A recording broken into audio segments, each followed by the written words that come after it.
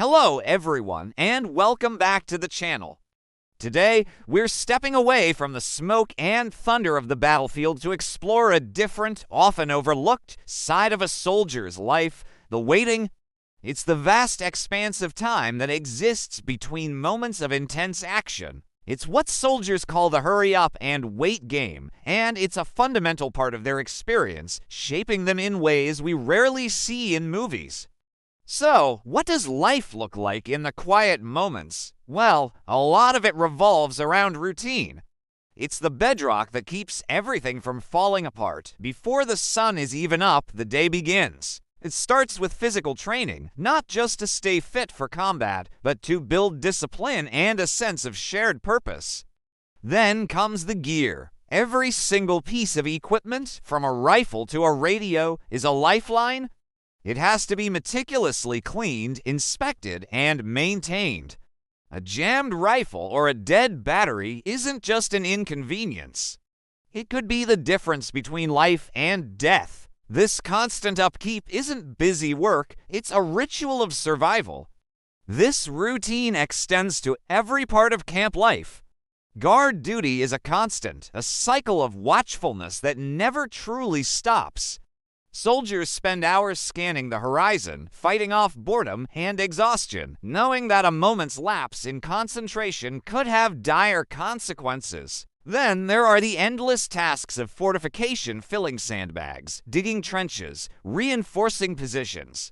It's grueling, repetitive labor, but each sandbag is another layer of security, another small victory against uncertainty. These tasks, mundane as they seem, are what create a fragile bubble of order in a world defined by chaos. But soldiers aren't machines. They are human beings who need connection and distraction. In the downtime, you'll find them finding creative ways to pass the hours. A worn deck of cards becomes the center of a makeshift casino. A battered book gets passed from hand to hand until its pages are soft as cloth. Letters from home are read and reread, each word a precious link to a world far away. These aren't just hobbies, they are acts of mental preservation. They are how you keep a piece of yourself, a piece of normalcy, alive in an abnormal environment. The bonds forged during this waiting period are unlike any other.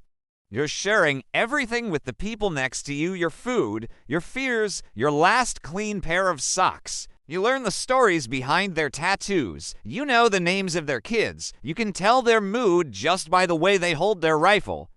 This shared vulnerability and mutual reliance creates a brotherhood, a family forged in anticipation and uncertainty. They become the people you trust with your life, not just in a firefight, but during the long, quiet hours when the mind can wander to dark places.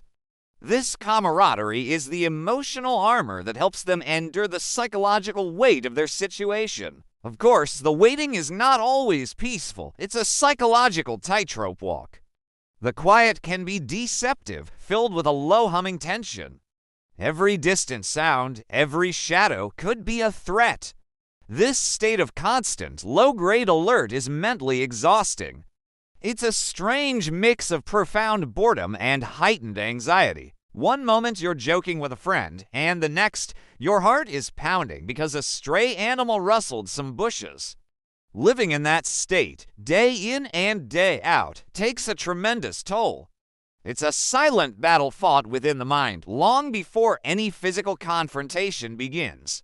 Then, there's the mental game. When you have nothing but time, your mind can be your best friend or your worst enemy. Soldiers think about home, about the lives they've put on hold. They worry about their families, they miss birthdays and holidays, and they grapple with the why of their mission. They also think about what's to come. They mentally rehearse scenarios, go over their training, and try to prepare for the unknown. This internal landscape is just as real and challenging as the physical one around them. It's a space where fear, hope, and resolve are in a constant tug of war. And then, in an instant, everything changes. A single radio call, an order shouted across the compound, and the waiting is over. The atmosphere shifts from stillness to controlled urgency. There's no panic, just the focused, efficient movements of well-trained professionals. Gear is donned, final checks are made, and quiet goodbyes are exchanged with a nod or a clap on the shoulder. The entire machinery of routine and preparation, built up over days or weeks of waiting, now clicks into place. The waiting has served its purpose. It has prepared them, physically and mentally, for this very moment. The transition is jarring. You go from the slow rhythm of camp life to the high-stakes tempo of a mission.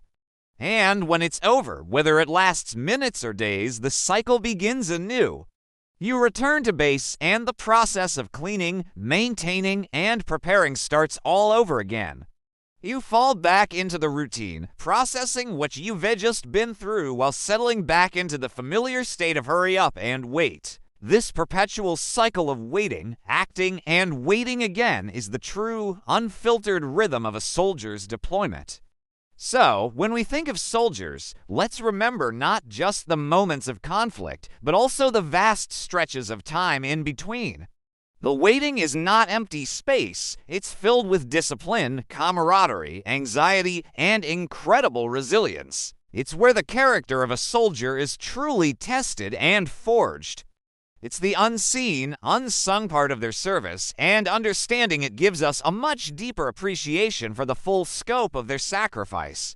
Thank you so much for joining me today to explore this crucial aspect of military life. If you found this perspective valuable, please consider liking the video and subscribing to the channel for more content like this. Stay curious, and I'll see you in the next one.